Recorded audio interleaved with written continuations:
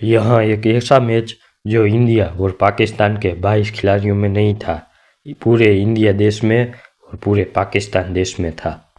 हाँ, मैं बात कर रहा हूँ इंडिया वर्सेस पाकिस्तान के 2007 के फाइनल की। जब टॉस हुआ तो टॉस जीता महेंद्र सिंह धोनी ने और पहले बल्लेबाजी करने का फैसला किया। इंडिया में पहले शुरुआत करने आए गौतम गंभीर और यूसुफ पठान और पाकिस्तान के ओर से पहली ओवर मोहम्मद आसिफ डालने आए। यूसुफ पठान ने आसिफ की चौथी गेंद पर सामने की तरफ लंबा छक्का जड़ दिया। गौतम गंभीर ने भी पैर की गेंद पर पीछे की तरफ चौका जड़ दिया।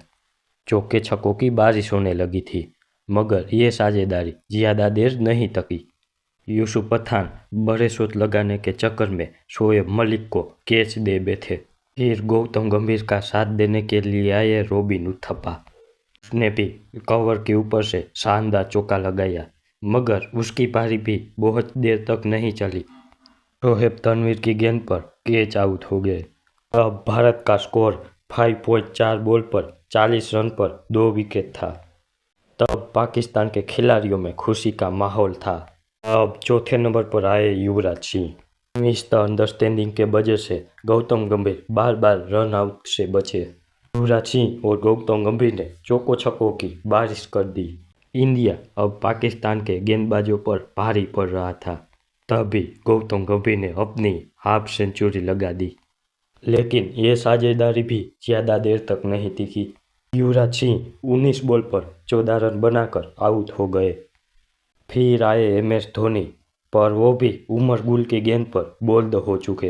इतने विकेट जाने के बाद भी गौतम गंभीर रुकने का नाम ही नहीं ले रहे थे। उसने उमर गुल की गेंद पर शानदार छक्का लगाया, लेकिन गौतम गंभीर भी उमर गुल की गेंद पर कैच आउट हो गए।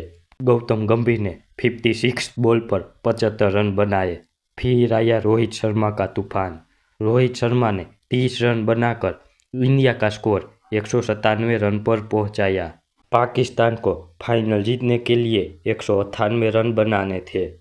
पाकिस्तान के ओर से शुरुआत करने आए मोहम्मद हफीज और इमरान नजीर और पहली ओवर फेंकने आया RP सिंह ने अपनी तीसरी बॉल पर मोहम्मद हफीज को पवेलियन की तरफ चलता किया।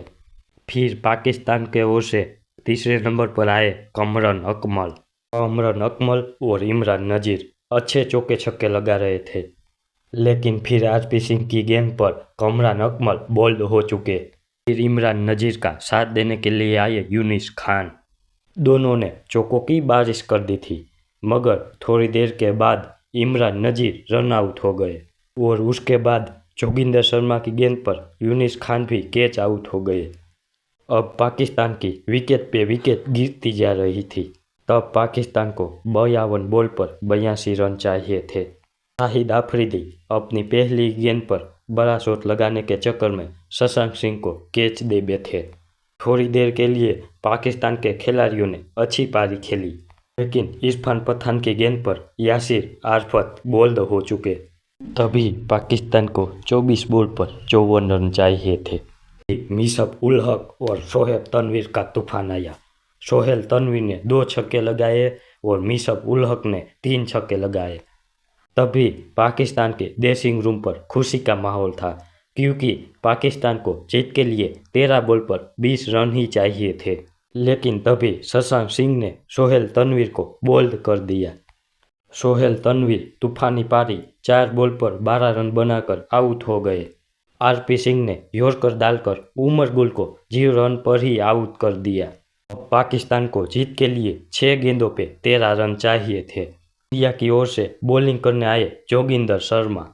पाकिस्तान के खिलाड़ी ने जोगिंदर शर्मा की दूसरी गेंद पर सामने की तरफ लंबा छक्का लगाया, लेकिन तभी जोगिंदर शर्मा की तीसरी गेंद पर पीछे की तरफ शॉट लगाने के चक्कर में कैच आउट हो गए और पाकिस्तान 152 रन पर ऑल आउट हो गए।